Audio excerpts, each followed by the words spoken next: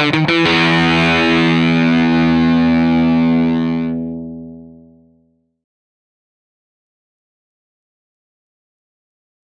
morning, everybody. It's John again. And for those of you already on, if you do have access to a catalog, I am going to be making reference to it. And Mike just informed me that he will provide links in the chat to digital versions of some of the pages that I want to point out. Try to get you guys as much info as we can. All right, I guess we'll get started now. First off, why do people thread? Who's going to thread and why do they need to thread? One way to actually move fluids and steam and gas and water, whatever you need to move, a lot of times people are still using threaded connections on it. The installation of threaded pipe has been on a slow but steady decline throughout decades, just because of alternate materials, alternate joining methods. But this is one method of joining pipe that is just not going to go away. It's going to be here for our lifetimes. And I know mine's going to be shorter than yours, but it's going to be here for all of our lifetimes. But the equipment that we make is what actually puts that thread onto that piece of pipe. And it can be all various styles and material of pipe. And then what they're able to do is once they get that threaded with either our hand ratchet threaders, which you see on the table here, or our machines, which we're going to show you in a little bit later, which hand threading is not a fun prospect. I don't care who you are. It's not a fun job, hand threading, but everybody has one, and it comes in handy when you're in a pinch and you got to just do one or two threads. Hand threader might be easier than trying to get a machine down into a basement, let's say. So our equipment creates that thread on that pipe. Then the mechanical contractor, plumber, is actually going to have fittings on it. They will actually put some type of a paste or a pipe dope, they call it, on there, a sealant. And then once they put that on, then they're going to be able to screw the fittings onto it to create a piping system. Now they can have that point whatever directions they need to go and complete that system and make a watertight connection. I just thought I'd start out with the basics as to why they're doing it, and why our equipment is so good at doing it. We have been making threading equipment for, gosh, forever. Probably close to 100 years, I'd have to say, because it is our 100-year anniversary. It all started out with hand threading, and when it did start, there were several different styles of ratchet handles, and with that, different styles of die heads that go into these ratchets to be able to thread pipe. When you're talking about manually threading pipe, there's going to be one die head for every single size of pipe that you need to thread. Usually that's going to range somewhere around 1/2 to 2 inch for hand threading. Anything beyond that is just very labor intensive, let's just call it that, as far as manual. But a lot of customers will need to either replace the die head or replace the actual teeth that are in the die head. Those are called dies. Here we call them chasers. And the dies are going to come in a blister pack. Okay, and you can see that there's 4 in there. When you replace, there's going to be 4 dies in each one of these die heads. When you replace, if you damage one of those dies, you need to replace all 4 of them. We do not make individual die segments. The dies are going to be numbered 1, 2, 3, and 4. And if we were to take this cover plate off, you'd see that the dies are numbered 1, 2, 3, and 4. And also the post is numbered on the die head itself, numbered 1, 2, 3, and 4. Okay, yeah, we'll do a close-up of it. And here you can kind of see 2 examples. The small dies are for your manual threaders, which are going to be these smaller die heads, similar to those guys there. Get that in the picture. Those are going to be for your manual die heads. The 12R is by far and away going to be the most popular. If you remember anything about these manual threaders, 12R, 12R, 12R. That is going to be the go-to, and I'll explain why here in a minute. The larger dies on it are going to be for your actual machine die heads, which are going to be, this one, for example, is the 811A that will fit into just about every one of our machines, and it's interchangeable. The die segments themselves are a consumable item. They will wear down over time, depending, no one's going to give you a set number of threads that you can get out of a set of dies, but it's pretty significant, but they are going to need to replace those on a regular basis. And if you can get into a mechanical contractor or even a fab shop and get some of that business, you're going to make some money on the dies. Your margins are going to be much, much higher on the consumables, which is going to include the dies and the oil. Oil is probably the single most important thing when you're talking about threading. Okay, so that's a look at a close-up of those. Now we'll come back out. All right. Now, when we're talking about the different styles of ratchets, okay, this one here with the big opening on it, that's going to be your 12R ratchet assembly, okay? The 12R, you're going to have a capacity of thread from 1/8 inch all the way up to 2 inch, okay? You can get a complete die head, which comes with the die set at the factory for every size from 1/8 to 2 inch. This is going to be the most popular style in the United States. If you're talking about Europe and Asia, they tend to prefer the 11R ratchet setup, okay? The 11R's got more of a squared off back end on it, smaller spline on it. You can see it's shaped, it'll drop right in, and now you're able to actually thread that pipe. Okay, that's going to be the 11R. The 11R capacity is from 1/8 inch to 1.25 inch. That's where it maxes out. So if someone buys an 11R set and they come across an 1.5 inch or a 2 inch piece of pipe, they come back to the branch to order that 11R die head. It does not exist. They are stuck. They're going to have to buy a 12R setup with an 1.5 inch or a 2 inch die head. Okay, it's going to get them into trouble, and that's why I say the 12R is much more popular and universal than the 11R. And then the third style is going to be the 00R. This one has it's almost like a mini-me version of the 12R. It's got a much smaller round spline on the back of it. This one will only do from 1/8 inch to 1 inch. So if someone comes in and says, oh, I only thread 1/2 and 3/4 and maybe 1 inch, why don't I just buy that 00R setup?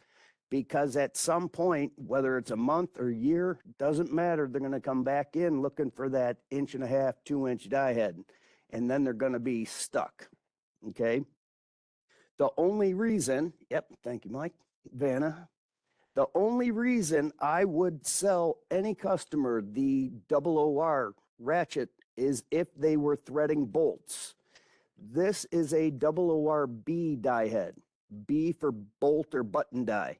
This can drop right in there, and then now they can actually thread bolts. It seems kind of counterintuitive because nuts and bolts you can go to the hardware store and get them. Heck, I think you guys are very proficient at selling those. One of the issues, or where this might come into play, is we only make the bolt dies for the 00R. So if a large contractor is working on a clean room environment or a food preparation plant, and they need to, in those situations, they cannot use all thread to hang and hold the pipe. So they have to get steel rod and only put enough threads on it to join it. You're not allowed to have exposed threads in a food preparation or clean room type of environment because of contamination issues. That's the only reason I would sell that to somebody. Now, I did mention that I was going to show you guys some pertinent pages. The first one is the 4.4. Those are the threader kits, and that includes all three of these.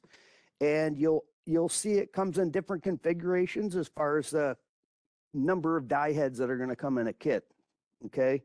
And you'll see you got the 00R, 12R, the 11R. Those are the different kits, but what you're probably mainly going to be asked for is if you turn to page 4.8, this page on there, this is going to be 99% of that first box on there, the NPT, is going to be about 99+% of what you're going to need to, excuse me, what you're going to need to order for a customer. And you'll see there are different options there. First off, there is a typo. It says pipe heads. That's not a pipe head. That's actually should say pipe dies, not head. It drives me crazy sometimes, but it is a typo. It should say pipe dies. You can see there's even a picture of one of the little die segments on it. And you'll see your options. You have alloy right hand, high-speed right hand, high-speed left hand, which is a very bizarre setup. Don't sell a lot of those. High-speed for stainless steel, high-speed for PVC, and we actually got rid of the reversibles, so we don't even have to worry about those guys. But that right there, if someone has a hand threader set, and it does not matter which style, the actual die segments are interchangeable between all three of these styles. They call them 12R dies, and they'll probably come up as 12R dies in your system.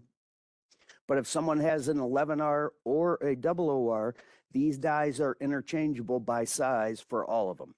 Okay, that's a tricky point sometimes people get confused on.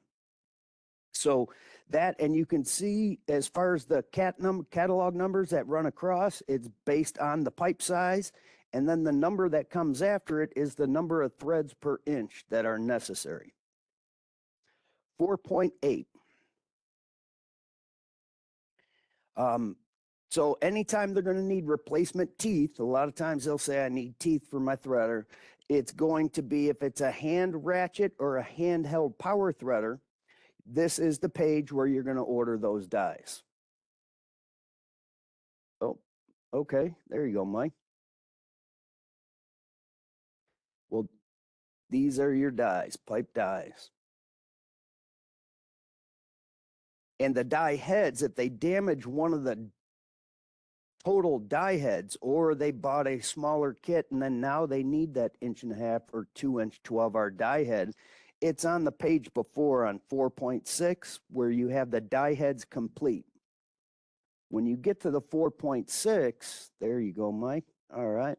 When you get to the 4.6, then if you're ordering a complete die head, you do need to know what style ratchet that they have. Okay, it's very important at that point.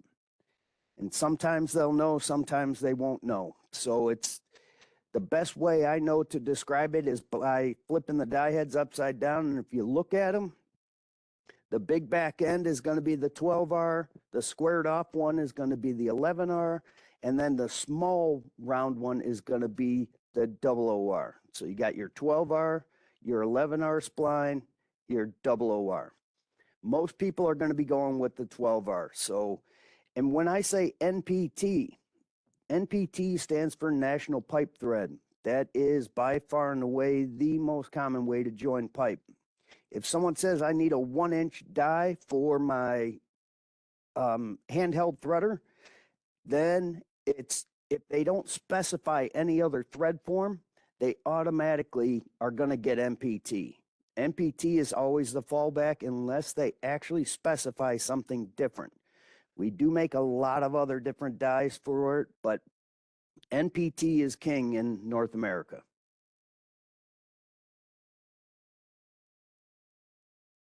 The categories. Yeah, you've got NPT, which is National Pipe Thread. That means that that thread is going to have a taper to it. So it's going to be tapered. You're only going to be able to screw the fitting so tight on that taper. The NPSM that you see underneath it is going to be your straight mechanical. Really, really not all that popular. In order for a threaded piece of pipe to be watertight, it has to have a taper to it. The straight mechanical has no taper to it. Therefore, if someone's using the straight mechanical dies, it is strictly just to join pipe for structural purposes. In other words, like fence posts, railings, that type of thing, where you just are assembling. You're not transporting any fluid or have to seal any steam or anything else in there. So you have your 12R, 11R, 00R, and then 00RB, complete die heads. And they come complete with the dies set at the factory. So you don't have to get the dies separate from that one. And we're going to get into this here in a minute, but these die heads are then, if people get tired of threading by hand, which won't take long to get sick of threading by hand, they may graduate up to a full-fledged machine, or some people take that intermediate step and buy a handheld power threader. So we're going to go over and check those handheld power threaders out. And we have 4 different models to choose from. And if you do have your books, it starts on page 4.14 and then goes from there. So we're going to walk over and check those out.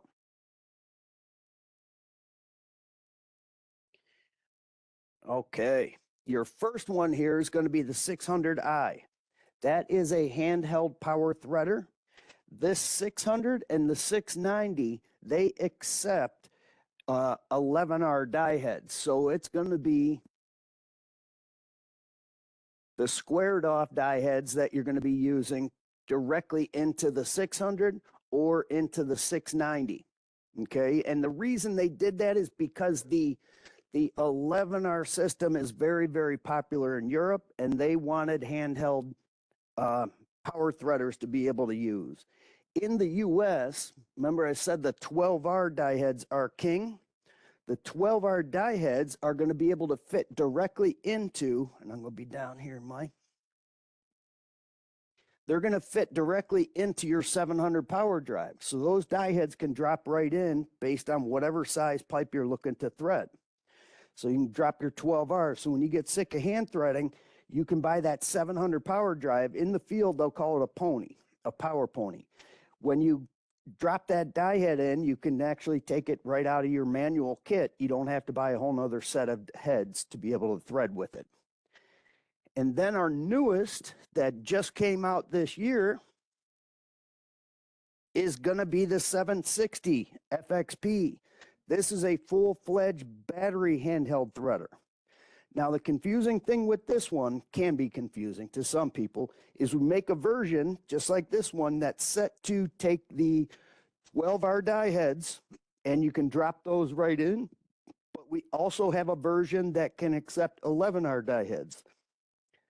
So if you're on the website looking for these, just make sure that you find out if it's a 12R or an 11R that they need.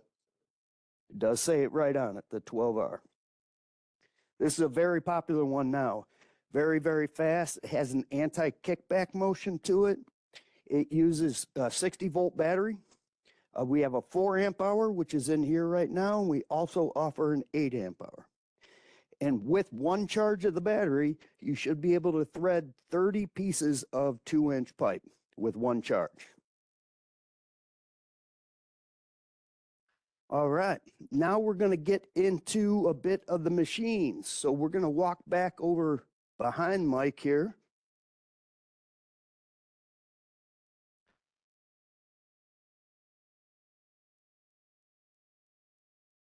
The first offering we're going to talk about is your 300.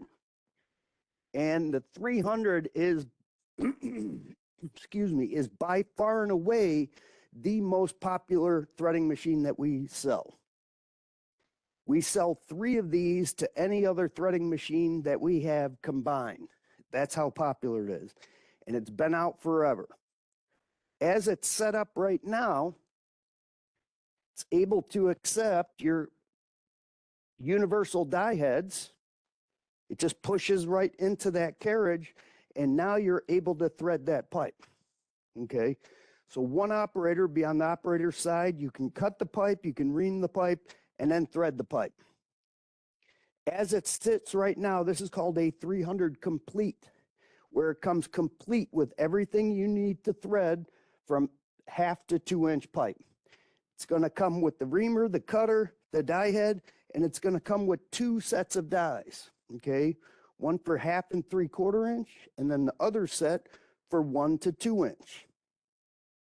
So this carriage, I'll walk over this way. this carriage, you're going to be able to put that pipe into the jaws of the 300, and you're going to clamp down on it and then hammer that clamp shut. It's going to grip the pipe. Now, if you need to cut it, you drop your cutter down, you're able to cut. You're going to drop your reamer in, extend it, you're able to push that into the spinning pipe. And then you can drop that die head down, and you'll see it's got an open and close on there. When you're ready to thread, you want that in the close position. Then you can push that in and start that threading process. When that pipe gets to the last tooth on that die head, you're going to throw that open to disengage from that piece of pipe and complete your thread. Now, one word of caution if you're looking up the catalog numbers for the 300 complete or even just a standard 300, there is a higher speed model for the 300, but I would avoid that at all costs unless the customer absolutely knows they want it, because that higher speed version is going to come with a 20 amp plug. And on a job site, it's going to be very difficult to find a 20 amp service to plug into. I don't know if we have any questions yet, Mike. Sorry, Mike's running the camera and the board at the same time. I just thought we'd check if there were any questions yet. And don't forget, you can type your questions into chat. We'll try and get back to the computer and look at it as we go along. Nope, good. All right. So that is the 300 complete. It comes with everything, and it even comes with, I don't know if you can get a shot of the oiler. It comes with the 418 oiler, which has a squeeze spout on it that you're actually going to be pumping that oil by hand. The pump is that's an old one though. That's an old one, but it'll be hooked up to it, and you're able to just squirt that oil on there. It goes into the bucket and then recirculates through it. That top part that you're looking at right there is just a screen to catch all the chips and debris and all that type of stuff. The oil is actually underneath, pumps up through the hose and pumps directly onto your pipe. And it is impossible to use too much oil when you're threading pipe. Okay, oil is the absolute key when you're threading pipe. So I'm going to take this die head out real quick, and I wanted to show you another option for the 300 power drive. Okay, what you can do is just loosen the thumb screw on here. That ring comes off, and now that whole carriage can slide right off of that 300. And on the first page, you can see just this power head here, not even with the stand. That's the 300 power drive only, okay? And some people will buy that instead of the complete based on price, but what you actually have is you can take your manual threader. Now you can put pipe in there. This one doesn't have a motor in it. Yep. Vanna White, everybody. That joke's getting old, isn't it? But you can clamp that pipe down on it. Now you can actually put your hand threader on there and have the machine run the pipe into your threader. Then you would flip it in reverse and have that unscrew from the actual end of the pipe. That's a perfectly legitimate way to do it. It is in the manual, but a lot of people will actually take that extra step and get that carriage to make it a 300 complete. That can hang right on there. And then now we're going to go over to the next one here.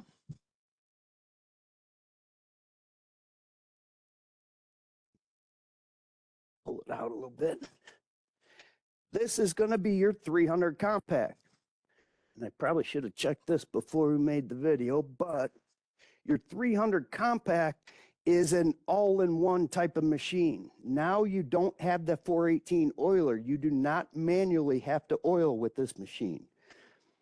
When you step on the pedal, there is an oil reservoir right here that has oil in it, and there's a screen pickup that will actually pick up that oil and a pump on the back of the motor, draws the oil back, pushes it out through the hose on the side, goes through the carriage, and then through the die head directly onto your pipe. So now you don't have to oil, it's self-oiling. And the 300 compact, there's a couple ways you can order it.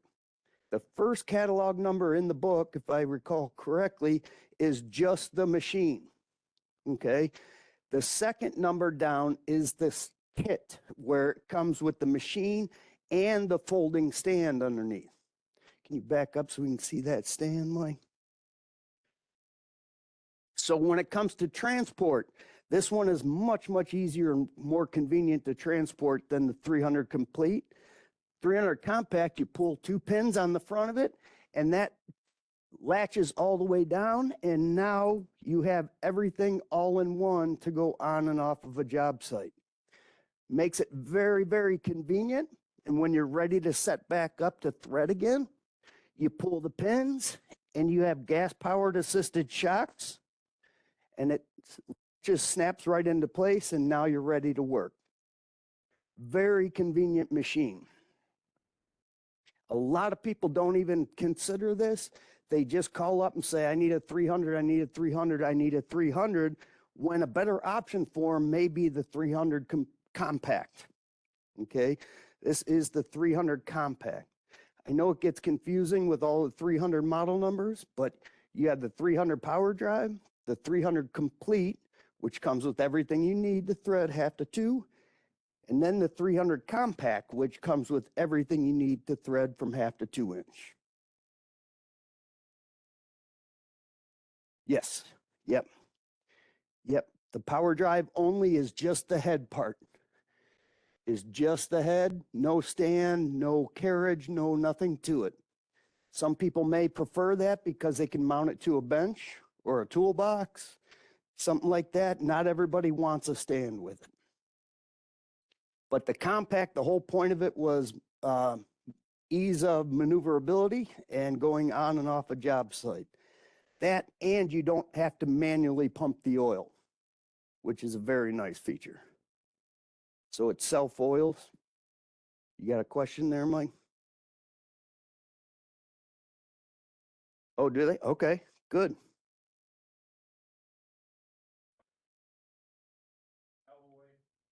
Ah, it's a very good question. That's a very good question. Yeah.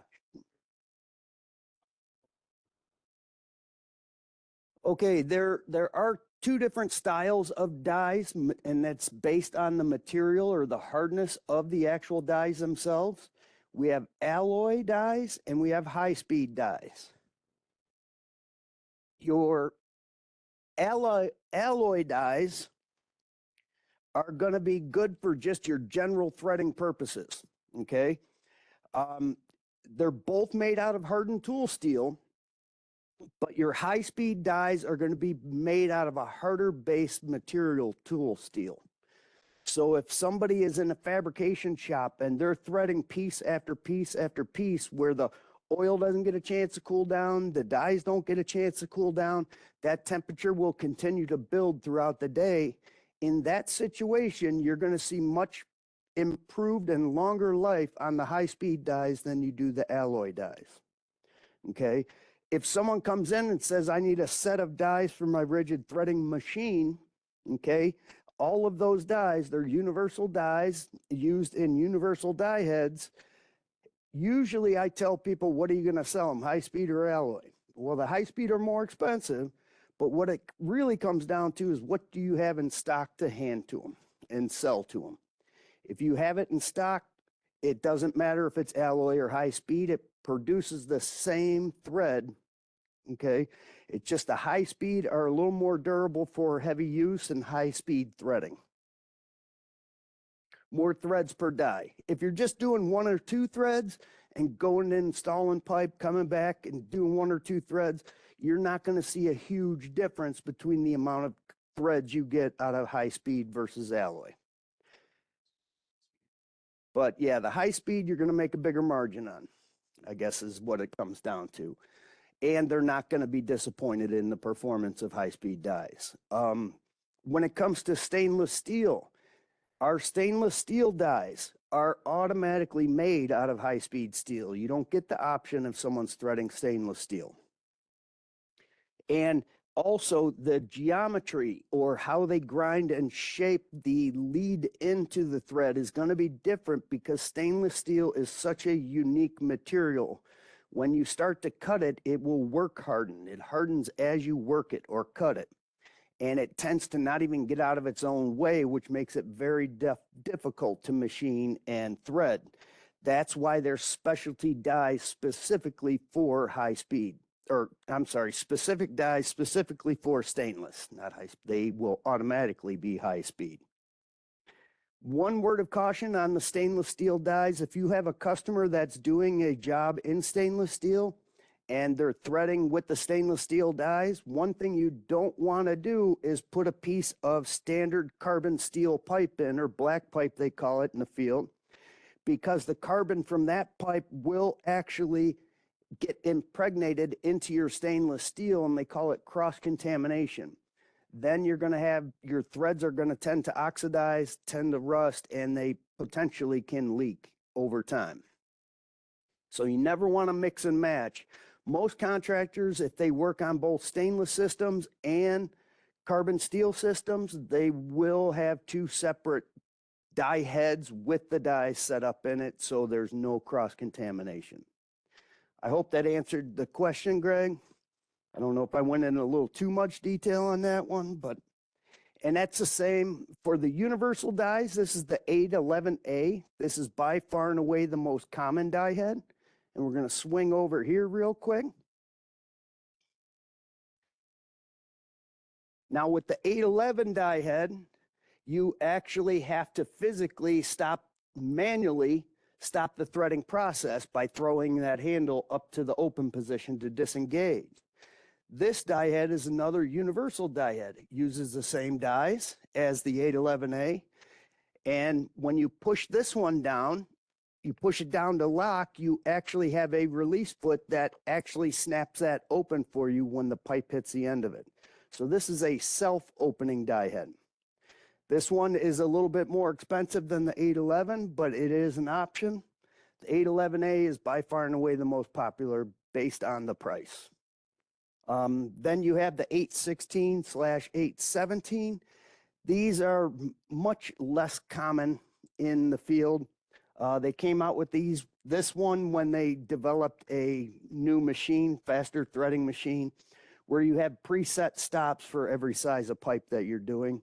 So you just push that handle down, push it forward until it latches to the appropriate size. This one, again, uses the same universal dies on all of these. And all three of these styles can be used on every machine we have except for our very largest, which is the 1224 machine, which we're going to get to here in a minute. All right, we want to swing over to the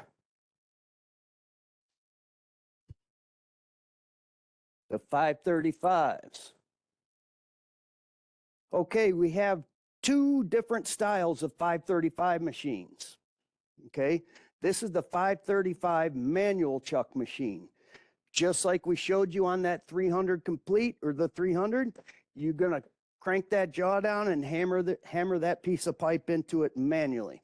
Okay, that's a 535M. We also have its sister threading machine, which is the 535A, or automatic machine. This one actually has an automatic clamping jaw on it, so you do not manually have to hit that one. This 535A is really designed as a fabrication shop machine. It is not a good option for in the field because this machine comes standard with a 20 amp plug on it. There's no other way to order this machine. Comes with a 20 amp plug, and I can't tell you how many times I've seen people buy a 20 amp plug on one of these machines, and it comes back and they tried to twist it. And normally you plug in straight in like that with a standard 15 amp. A 20 amp, one of the prongs is actually sideways. And people will take a wrench and bend that back just to try to get it plugged into an extension cord. It is not going to work that way. Okay. Is there? Okay.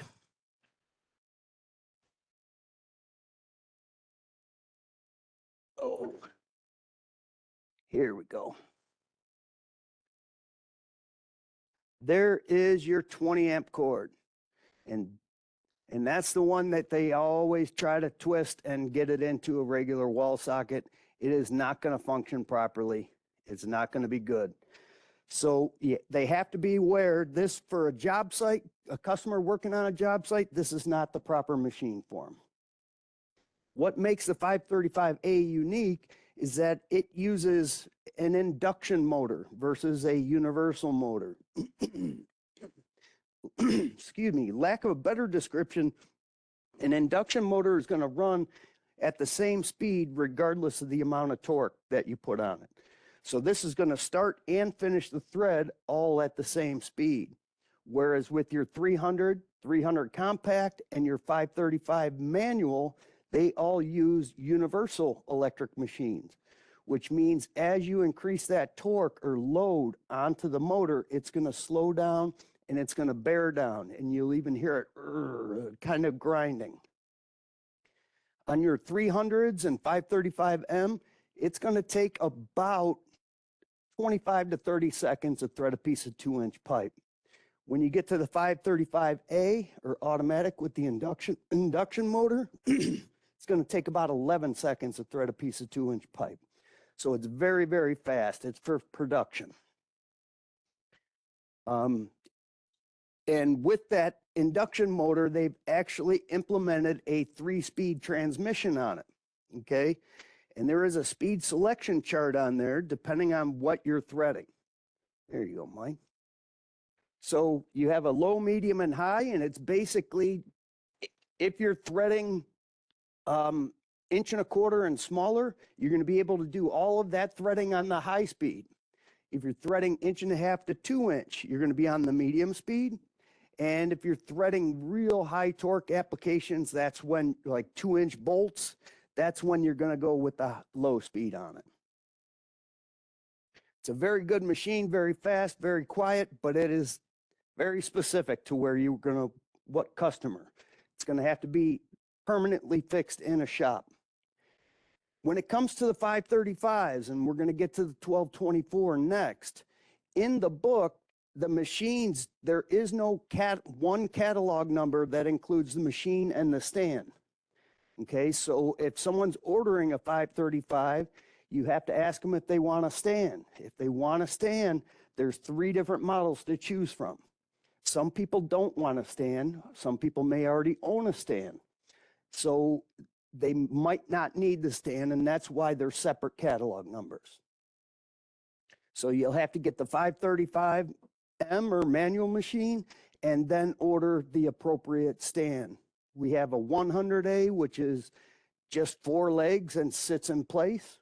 We have a 150, which has the wheels on it and just a flat shelf on the bottom. And then this is the 200A, which actually has the toolbox built on the bottom of it with the wheels. So makes it a little bit easier to transport it. Any questions, Mike? Okay, so now we're going to move to the 1224 machine. So the same die heads, since we're talking about the 535s here, the same die heads are interchangeable between all the 535s, all the 300s, all of that type of stuff. Oh, Mike's bringing up the carts on it. Those are the 3 options.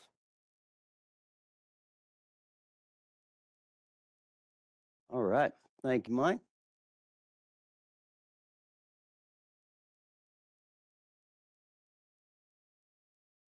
And now we're going to get to the big boy.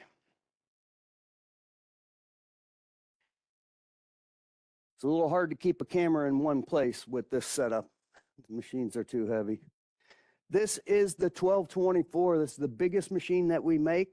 You're able to thread from 1/4 inch all the way up to 4-inch pipe.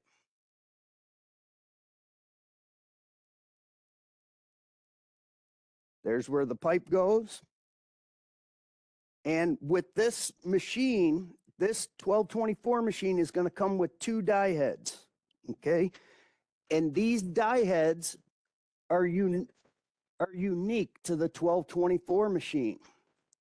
If you were to look at this one, we'll be able to do your 1/4 inch all the way up to 2 inch. This is the 711 die head, and it functions very similar to the 815 that I showed you earlier, where you push it down to lock it, and then when the pipe hits that foot, it kicks itself open for you and stops the threading process. So this one's nice because you can set it up and anybody can run threads on it because it's all preset. But you can see how much longer and extended this die head is. That allows you to get across that extra width of that 1224 machine. So your typical universal die heads, your 811A, 815, are not going to fit on the 1224. This die head and this die head are specific to it. So that's the 711 die head. This one here is the 714. That's for your big pipe. So 2.5 to 4 inch with this guy, okay? And the dies on it, if you have a customer that has one of these and you want to start getting into the consumables of the dies with it, these dies, since they are unique to this machine, they are going to be on the machine's page in the catalog, okay? They're not going to be in where the setup of all the universal dies are. They're going to, since it's unique to the machine, it's going to be on that machine's page in the accessories. Now this 1224 also uses an induction motor on it, and with that they have a 2-speed transmission on it, just a high and a low. Anytime you're threading with the smaller die head or 2 inch and under, you're going to be able to threading on the high speed, 36 RPM. Anytime you're cutting, reaming, or threading with the small head, you can do it on high. As soon as this big die head comes down and you're ready to thread the bigger pipe, you have to shift that to the low speed, which is a 12 RPM. Not real fast, but there's huge amounts of torque being exhibited on the 2.5 to 4 inch. It could be a major problem. And can we set back up at the table to finish up here, Mike? Because I did tell you about where to find the manual dies in the book, but now I want to show you the actual page where all of your universal dies are going to be, which is for all of the machines and all the machine die heads. And that's going to be in the very back of the threading section, just after the 1224 machine. So page 4.29. And I think Mike's looking for it to maybe bring it up just in case no one has a book in front of them. But the very top box that you see on 4.29, that's going to be about 99% of what you're going to need to order for someone. We make over 400 different varieties of dies, but the vast majority of them, there it is, Mike just brought it up, is that first box at the very top. Pipe dies for use in universal die heads. And it lists all the die heads there, but you've got several different selections that you can make, and it all depends on what the customer's threading. You got the alloy, high speed for left hand, which again is a little weird, and then stainless steel. We even have dies for cast iron. We have dies to thread PVC, and we have dies for threading plastic coated pipe. And that's going to be the absolute bulk of anything you're going to need to look up. So 429 and 4.8, I believe, are going to be probably some very big go-to pages for the threading equipment. So universal dies for universal die heads. And the small die head on that 1224 that we just looked at, the 711 die head, is actually going to use the universal dies in it. Even though that die head is specific to that machine, it actually still uses your universal dies. I know that was quick, but wanted to get you through just the basics of it. If anybody has any questions at all, please hit the chat up. And I think here in a little bit, we'll probably take the mute off of everybody. And then you guys can even shout out stuff.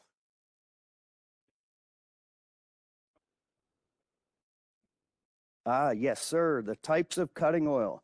Let's go to that page. That's another good question. That is going to be on page 4.13. There's several different types of threading oil, and there are some differences in prices based on the threading oil. Probably the one that everybody knows is the dark threading oil. That is our very bare bones, basic threading oil. A lot of old timers insist on using the dark threading oil, even though some of the other ones probably are better performing oils. It's not something you're going to want to argue with the customer about, because that's probably a hill some of them will die on. So if they want, at least they're using threading oil. There it is. Thank you, Mike. So you have your dark is going to be, excuse me, the top selection. That's the oldest formulated oil that we have. Basically 98% mineral oil, 2% sulfur. Not a lot of fanciness in that. It was formulated when there was no such thing as power threading. So realistically, it should only be used for hand threading or handheld power threading. But again, that's not something you're going to want to argue with them about. When you go up to the next one down, is going to be the nuclear. Probably one of the worst marketing names I've ever heard in my life. Is that only for nuclear power plants? No, no. It's nuclear. That has other anti-misting agents, deodorizers in it, that type of stuff. It is a higher formulated oil, and it will perform better and last longer than the dark.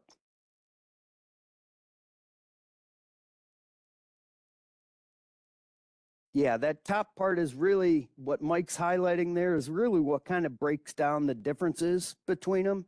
One good thing about the nuclear, especially with our weather today, is that it will maintain its viscosity down to 20 below 0 Fahrenheit, which up north working in the winter is going to be a benefit, because if that oil starts to sludge up, it's not going to get to where it needs to be, and you're going to have bad results with it.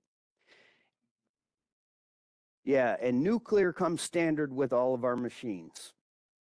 It's just a higher grade oil. We did come out with one very similar to the nuclear. It's called EnduraClear. The EnduraClear is going to have a lot of the same features as the nuclear, but it is actually compatible with a lot of the CPVCs that we're starting to see on the market these days. It will not react with it. It is a true synthetic oil. Oh, what are you doing, man?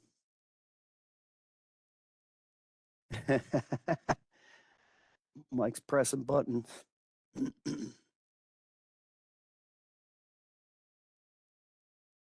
Just after the geared threaders. There it is. Yeah. I'm getting.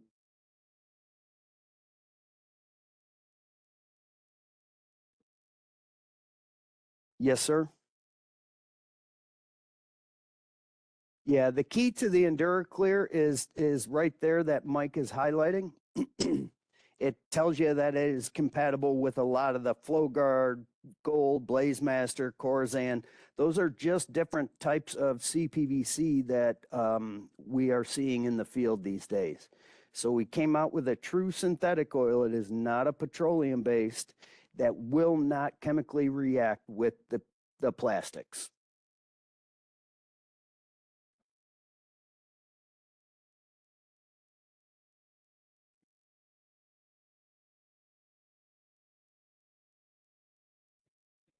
Right,